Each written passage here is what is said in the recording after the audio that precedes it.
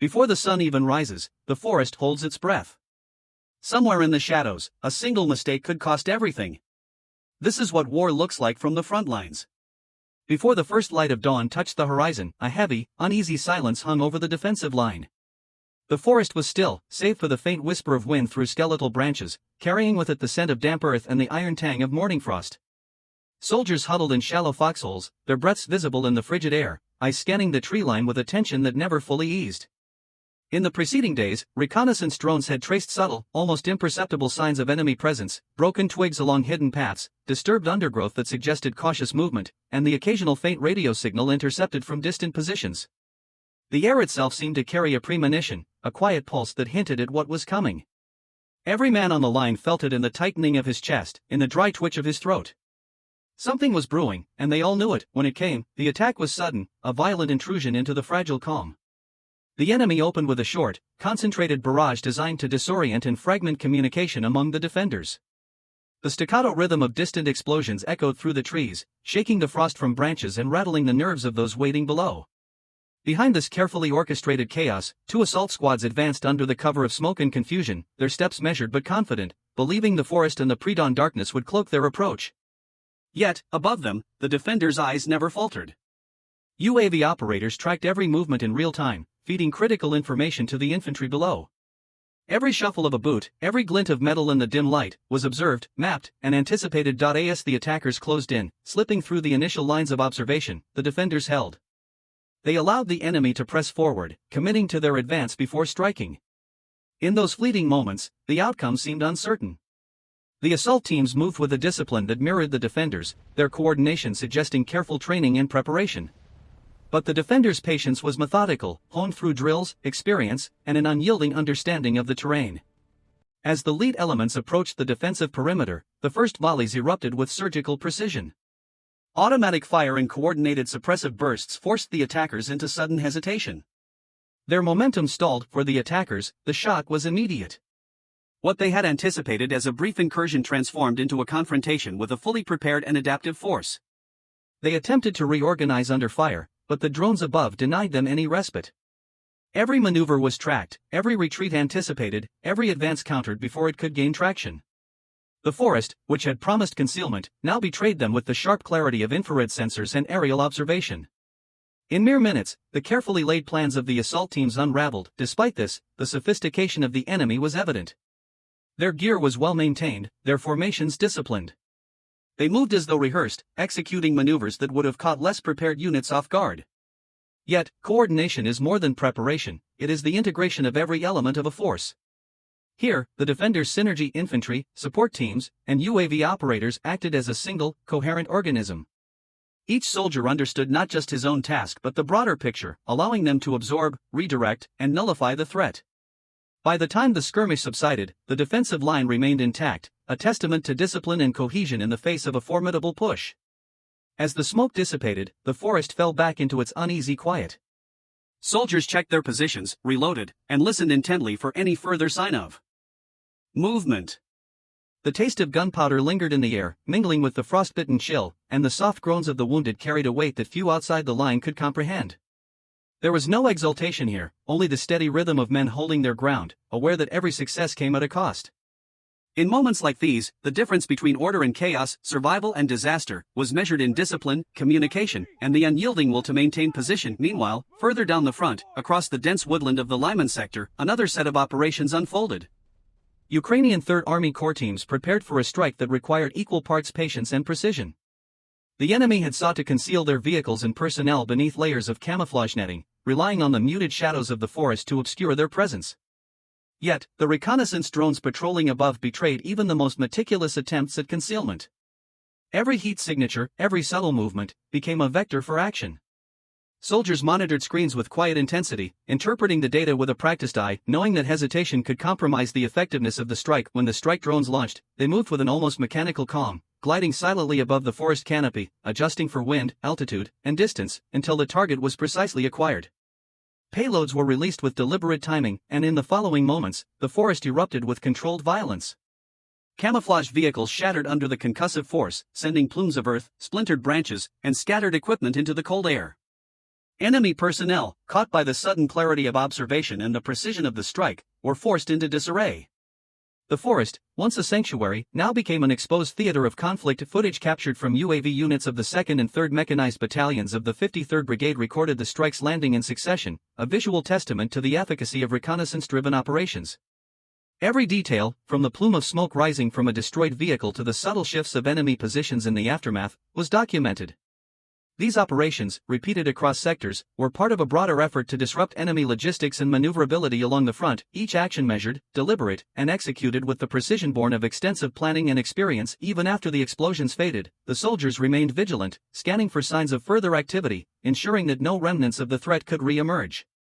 The forest gradually returned to an eerie quiet, broken only by the distant calls of birds and the subtle creak of tree branches under the weight of frost. For those observing from the ground and above, the operation underscored a principle that had proven true time and again: success in modern warfare is as much about observation, coordination, and foresight as it is about direct engagement. Discipline, communication, and the ability to integrate intelligence with tactical execution were as decisive as any weapon in the soldier's hands. In moments of conflict, every second counts, and perspective is everything. If you want raw, frontline views of the Ukraine-Russia war, captured directly through a soldier's lens, make sure you subscribe to WW2 Impact. Your support keeps this coverage alive, honors those on the front, and helps bring the truth to viewers worldwide. Stay vigilant. Stay informed. Subscribe today. No, wait. Before dawn, along a quiet stretch of the defensive line, a team of frontline soldiers held their ground under an uneasy silence.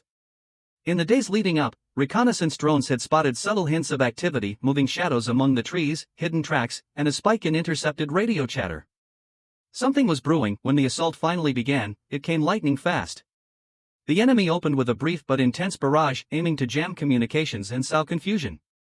Behind this distraction, two assault squads pushed forward, expecting to slip through unnoticed.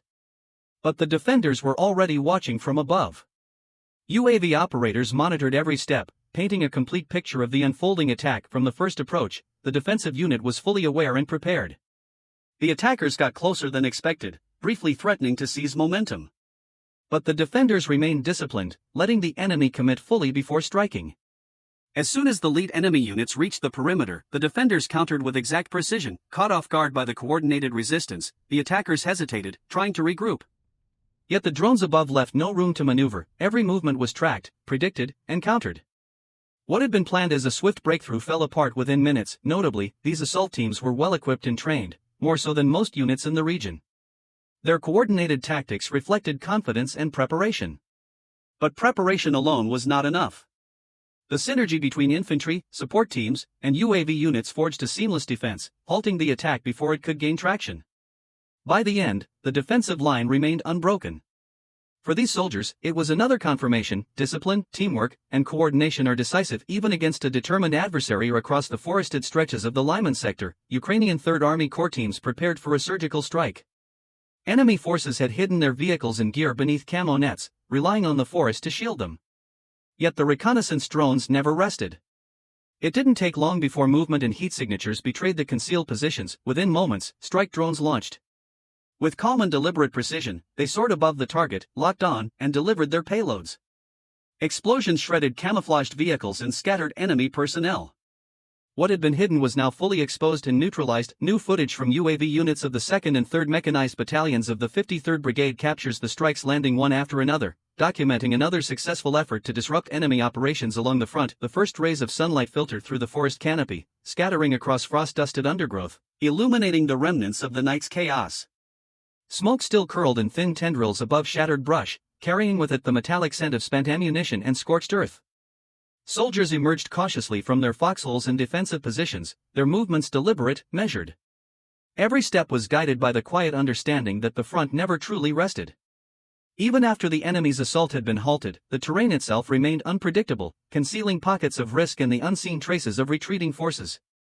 The men moved with a mixture of relief and vigilance, voices low, weapons still at the ready, ears straining for the slightest anomaly. Their breaths puffed in the cold air, mingling with the faint whisper of leaves settling in the wake of the night's bombardment. The aftermath of the engagement revealed the stark cost of battle. Scattered debris of broken vehicles and abandoned equipment lay amid the trees, twisted metal reflecting light in a way that seemed almost mournful. The forest floor, once silent and undisturbed, bore the scars of conflict, cratered soil where shells had landed, shattered foliage where tracer rounds had swept, and subtle trails of blood marking the passage of those who had fallen. Medics moved with quiet efficiency, checking the wounded and tending to injuries, their hands steady despite the chill biting at exposed skin. The emotional weight was tangible. Even among the seasoned defenders, there was a moment of pause, a collective inhalation that spoke to the realization that survival was often as much about timing and observation as it was about skill. Commanders walked the line with a measured stride, assessing positions, reviewing reports from UAV operators, and confirming that communication lines remained intact. The precision of the previous night's defense had not come by chance. Every soldier's training, every rehearsal of contingency plans, had converged to form a defense that was both adaptive and decisive. Observing the aftermath, it became clear that the enemy's efforts, though disciplined and well-equipped, had been systematically neutralized. Their movements, previously confident and coordinated, now appeared disjointed in retrospect, evidence of the defenders' seamless coordination. In the quiet aftermath, there was recognition that modern warfare demanded a synthesis of human judgment and technological oversight. The UAVs had been more than observers, they had been extensions of the soldier's senses, allowing every shift, every subtle maneuver, to be anticipated and addressed before it could translate into danger. The forested expanse of the Lyman sector remained a study in contrasts. Where destruction had touched the trees and earth, new operations continued without pause. Ukrainian 3rd Army Corps teams prepared for the follow-up phase, targeting residual enemy assets that had survived the initial strike. Camouflage nets had been shredded, vehicles exposed, and supplies scattered, but pockets of concealment still existed, hiding both personnel and material. Reconnaissance drones, unrelenting in their patrols, identified the residual heat signatures and movement patterns that suggested the presence of these remaining forces. Operators coordinated closely with ground units, ensuring that every strike was deliberate and minimized the risk to friendly positions. Each man on the ground felt the intensity of the moment, the knowledge that while the night's engagement was over, the battle to secure the sector fully had just begun. As the strike drones ascended, gliding silently over the forest canopy, the operators on the ground adjusted their controls with a meticulous focus. The payloads were released with careful calculation, striking the remaining emplacements with precise force. Explosions erupted across the clearing, shaking the ground and sending up clouds of earth and debris. The forest, once a quiet observer, now bore the full imprint of strategic action. Vehicles that had been shielded by natural cover were obliterated, and enemy personnel attempting to relocate were scattered in disarray. The sound of distant ordnance mixed with the low hum of UAV engines, creating an atmosphere that was at once chaotic and controlled. The synergy of observation and action demonstrated the evolution of modern combat, every strike informed by real-time intelligence, every movement measured against the broader tactical picture. In the hours that followed, soldiers conducted systematic sweeps of the sector. Patrols moved carefully through previously contested zones, checking for survivors, unexploded ordnance, and hidden supplies. The forest seemed almost aware, as if recoiling from the intrusion of human conflict yet unwilling to forgive it. The men's senses were heightened, every snapped twig, every shifting shadow, was scrutinized for potential threat. Communication between squads was deliberate and restrained, a quiet acknowledgement that noise could betray positions or invite danger. Despite the intensity, there was a rhythm to their actions, a methodical cadence that reflected discipline and experience. As the day progressed, reports were compiled and transmitted up the chain of command. UAV footage was reviewed, confirming the destruction of targeted assets and the dispersal of enemy forces. Soldiers paused to take note of patterns, adjusting patrol routes and defensive setups to anticipate possible counteractions. The engagement, though concluded, left a lasting imprint on both terrain and psyche. Every individual who had participated carried the memory of tension, of measured fear, and of decisive action. Conversations, when they occurred, were subdued, reflective. Moments of quiet amidst the devastation offered time to process, to reconcile the intensity of combat with the discipline required to prevail. Beyond immediate tactical considerations, the engagement offered lessons in the orchestration of combined arms operations. The integration of infantry, mechanized units, and UAV surveillance had demonstrated the capacity for synchronized action across multiple layers of warfare.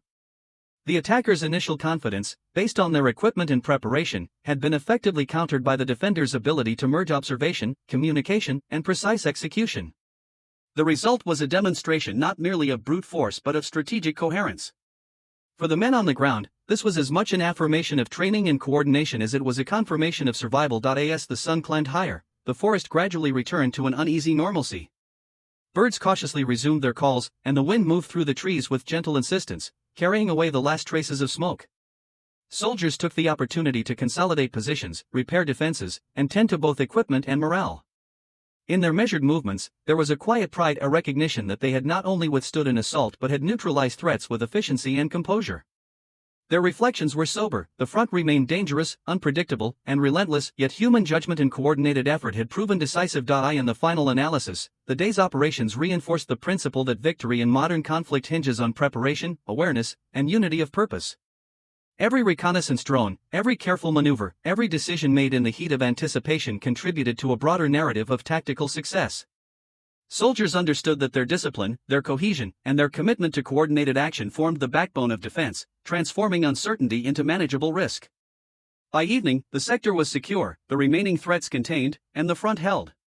The men could finally allow themselves the briefest moment of repose, even as they remained mindful that tomorrow would demand vigilance once more. In moments of conflict, every second counts, and perspective is everything.